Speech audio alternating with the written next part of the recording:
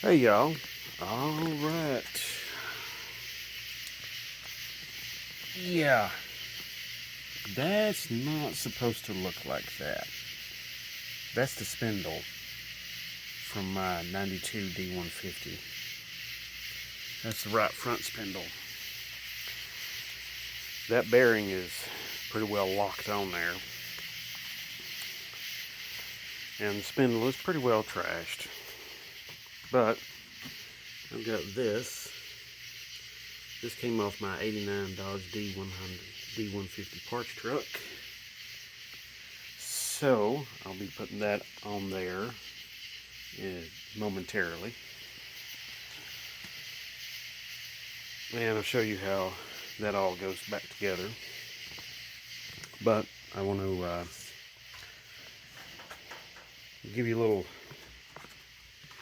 one over here. I'm just checking this one out too. I've been suffering this vibration in the truck for some time now, for months, and that bearing over there on the right hand side, I think, was the culprit. It's pretty bad. So, sadly, I do feel badly about that. But the good thing is I did have that parts truck with that spindle sitting there ready and waiting, and I just went and got it and cleaned it up and brought it down here and got it painted and ready to go on. Excuse me. But went and got bearings today. They're over there on the other side of the truck. But I'm going to probably break with tradition here just a little bit than what I normally do. I've been normally using synthetic grease, and that's what I used on those bearings, the ones that the left side and the right side. I repacked those maybe about a year ago, maybe a little longer, maybe a year and a half ago. So I think maybe, there's a very likely chance that what happened to those was my fault. I did work on them last, but there may be just that those bearings failed, and I used chassis grease instead of wheel bearing grease.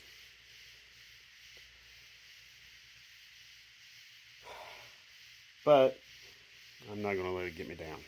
Okay? It is what it is, You make a mistake, you just pick yourself up, dust yourself off, keep on going. And that's what I'm going to do. So, I'm going to show you how I put all of this back together. And before I get too much deeper into all of that, I want to say thank you to everyone for all the likes, the shares, and the subscribes. Up now over 2,268 subscribers. Pretty amazing. Really amazing. And so, yeah, I thank you for all the likes and the shares and the subscribes. All of that is really incredible. So, let's get into this. Okay? Enough of me jabbering.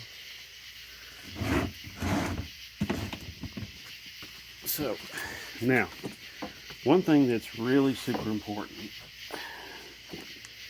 get a little more light here, that I want to stress is that coil spring right there. As you can see, it's contained by the shock. And when this first all happened, I was thinking about going ahead and changing out everything and changing out that lower control arm for a van lower control arm to lower the front end a little bit, which is my ultimate goal. I know that some of you may not like that, and some of you do like it, but That's just the way it is. But I figured something out, is that this ball joint here, see how it has the flat sides here on it? Those flat sides, they take a special socket. Let me get the caliper. But you see the flat sides there. Okay, yeah, they take a special socket, those ball joints, and they screw in. Okay, and they screw out. The ball joint is made with some threads that correspond with the threads in here. The bottom ones are press in. Okay, now your spindle on these has got two pieces, two main pieces. This piece that the ball joint spindle fits into and seats, and then your actual spindle and knuckle assembly that bolts to here and then bolts on here. So okay, I'm gonna get started here and try to position the camera somewhere where you all get a good view.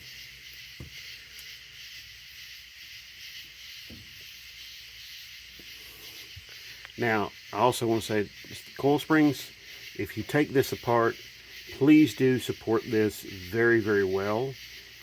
Go and get yourself, either buy or rent a spring compressor and just compress these down, okay? And just be super careful. These can contain a lot of stored energy, and if it's released very quickly, you will know it.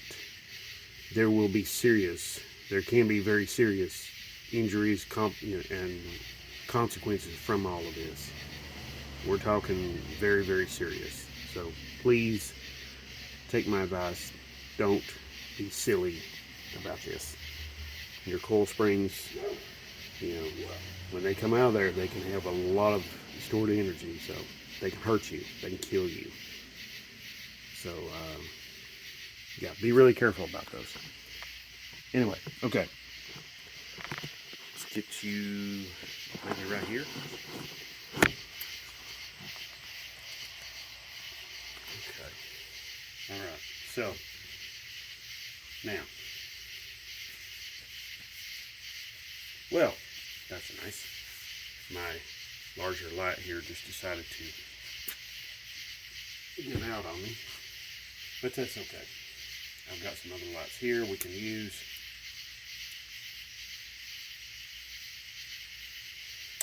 Okay.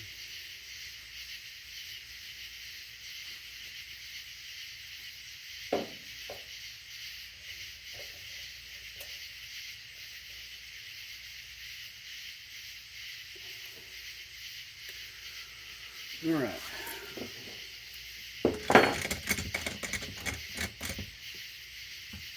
Now I've got a floor jack, but it's all the way over there on the other side, and I really don't want to bring it over here. So I'm going to roll this jack down, and I'm going to lift this up, the lower control. I'm going to lift it up with the jack here, screw jack.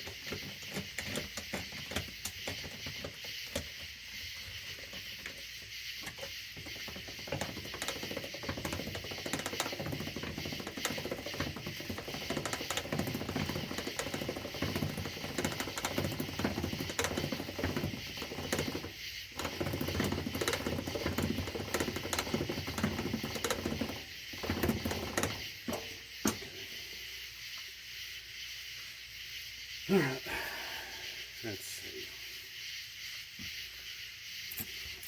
Now,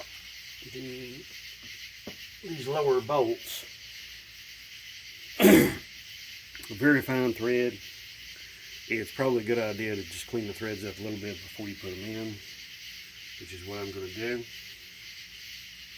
They also have a corresponding nut that goes with them.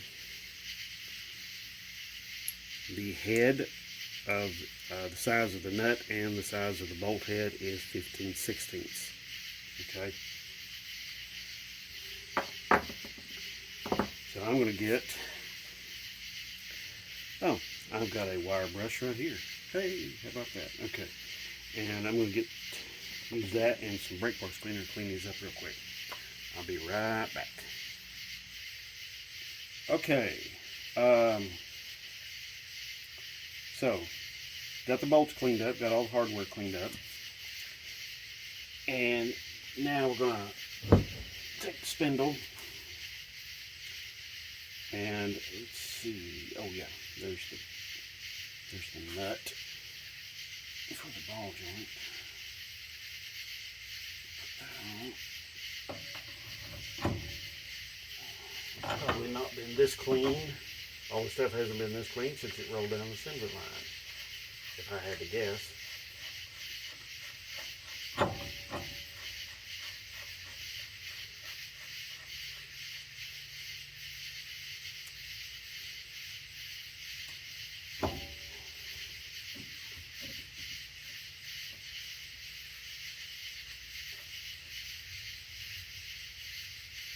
Okay, there we go. Roll this up a little bit more.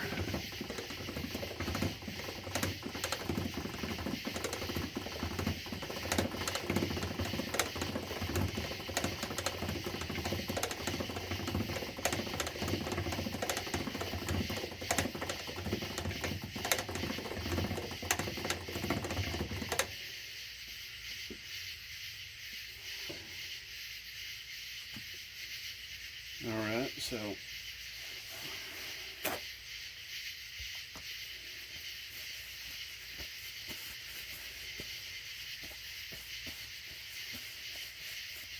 now the bolts, they just go in straight ahead.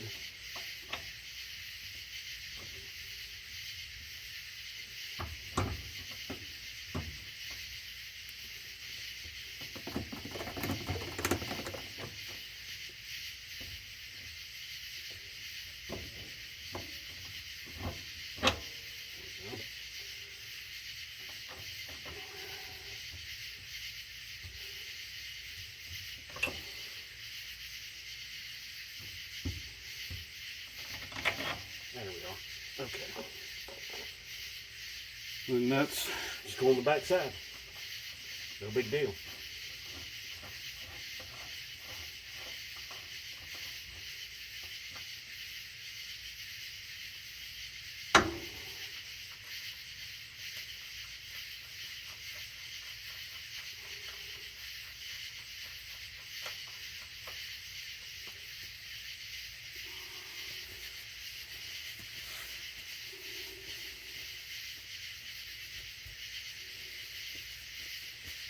Yep, no big deal. So, like I said, 15/16 on the bolt head and the nut, and I've got one socket here. I need to get a wrench for the back side or another socket and a ratchet. So I went ahead and took the liberty of cleaning this up. This is the brake caliper bracket. This just bolts on back here like so. Okay. And I think the ball joint nut is 15/16 also. So it's a good idea to not reuse the cotter pin. I said it's not a good idea. Sometimes, people don't always do that. They may reuse the cotter pin, even though they probably shouldn't. So I'll tell you what I'm going to do. I'm going to pause this for just a second, and I'm going to go get a ratchet and a socket and tighten these down, and then tighten down the ball joint. Nut, and get a cotter pin for it too. So 15/16 socket, bolt, or a ratchet, and a cotter pin. So I'll be right back in just a minute. Okay, y'all. I've got ball joint tightened up. I got these bottom bolts here on the spindle tightened up. Got them all tightened down. And got them really tight too. They are self-locking, so the nuts are. So, oh, shoot, yeah, sorry. So yeah, see, there's the nut. It's a self-locking nut. There's two of them. And so let's see. Can you see? Probably can't see very well back there. So okay.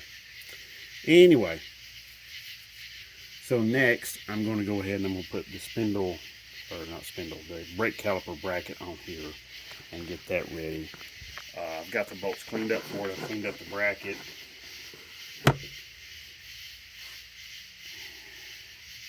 And I used a new cotter pin. So. Alright. Now, when you take your old ones off, you may see this white kind of stuff right there. That is basically, that is like a thread locking type compound from long ago. I'm not going to replicate it. I'm not going to put thread locker back on these. I'm just going to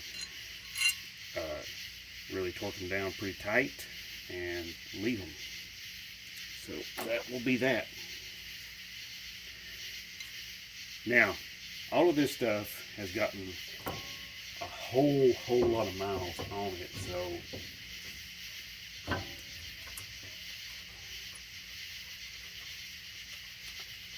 the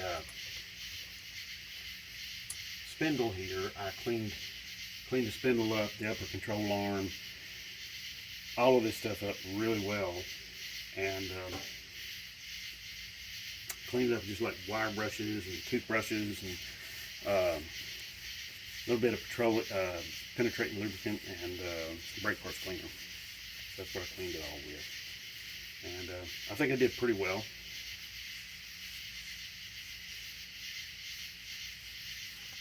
So here we go. Start the other bolt in.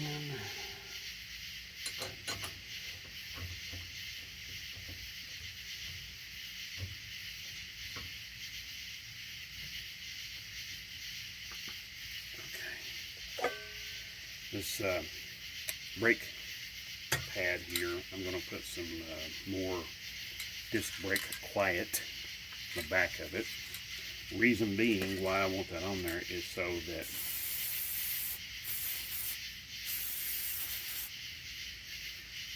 so that it doesn't move around. It doesn't make a lot of noise when you hit your brakes. I'm just going to set it behind me here. And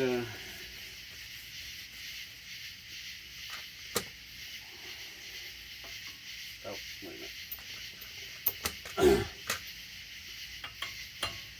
These brake caliper bolts are 3/4. Down here real quick. I don't think I can do it with the impact. I don't know. Maybe the impact can get back there and take care of that. Maybe it can't.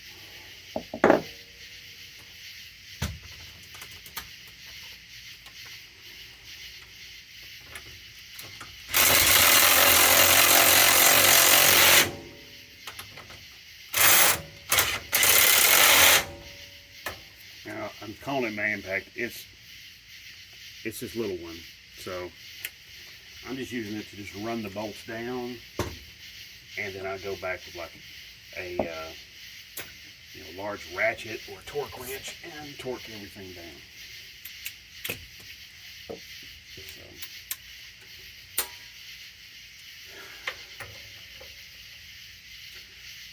I have ordered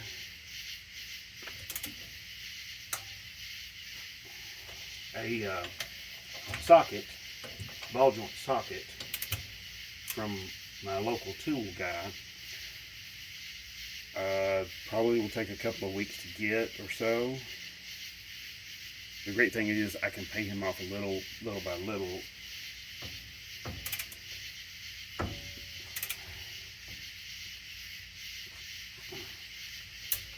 Okay, that bracket is mounted and ready to go. I just need to clean a little bit here and here on that where the caliper mounts to it.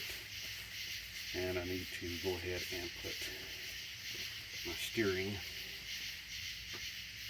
outer tie rod in there. And we'll put that on there. And get that ready to go. And let's see. Oh, yeah. There's the nut for that.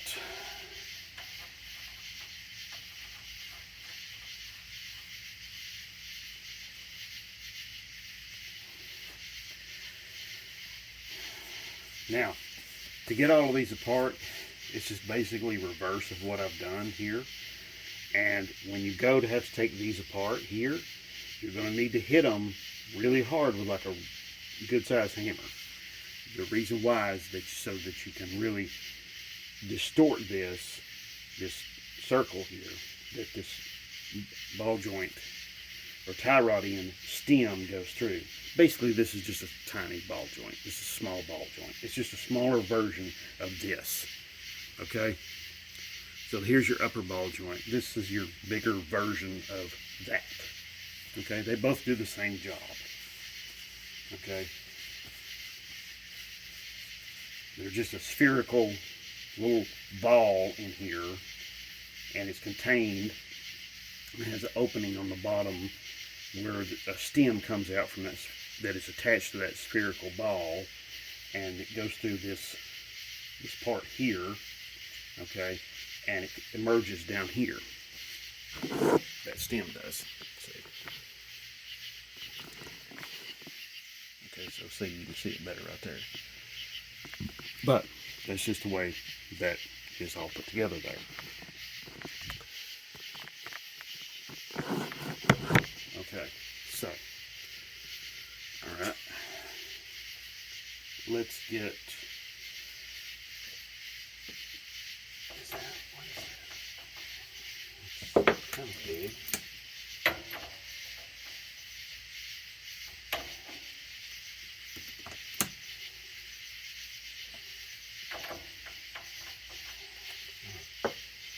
Kind of weird. Ah, there we go. Yep. Tie rod end is 7/8.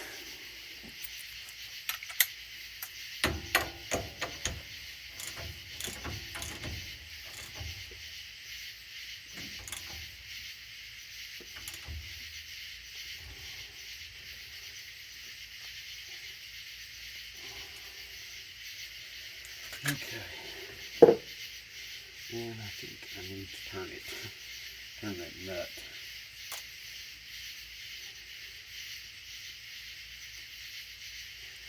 This castellated nut has got 3 openings to get your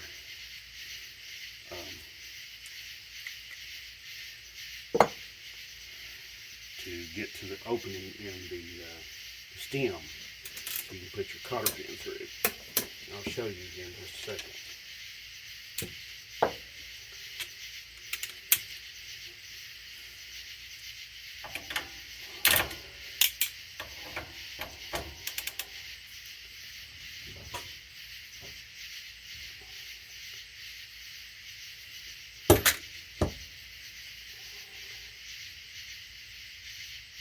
I think I found it.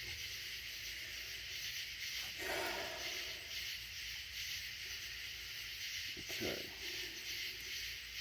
Anyway, let me show you on this ball joint what I'm talking about. Okay, see how the nut has the openings right. Trying to get my light to cooperate. Okay. See how the nut has the openings right there? That's a castellated nut. Okay. So you line these openings up with the hole in the stem so you can put your cotter pin through. Okay. All right. Okay, let's see. Where is that hole at in the cotter pin?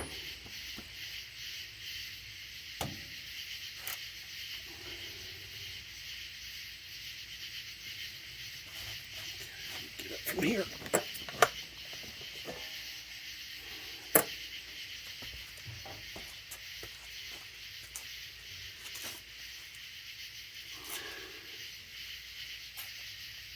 Oh, okay, I see it. Okay. Got like myself a collection of cotter pins. So what I'm going to do,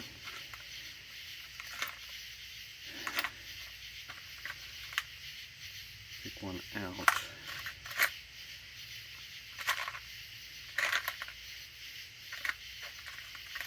You may call them cotter pins, split pins, whatever you want to call them. Same thing.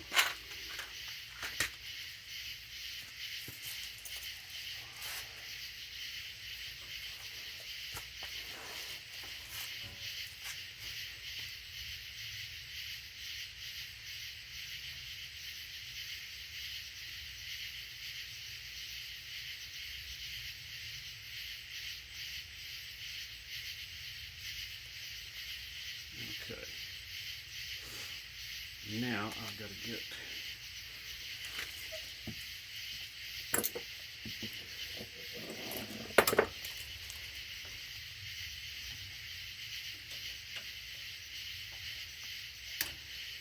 okay. Alright, so that's done. Okay, so that spindle is installed and ready to accept a rotor. But the rotor, I've got to put new races in it from those new bearings, and I've got brand new today. I went on the tool truck and I picked up a couple of punches that are going to be really great at putting those new races in. So I'll go grab those and be right back.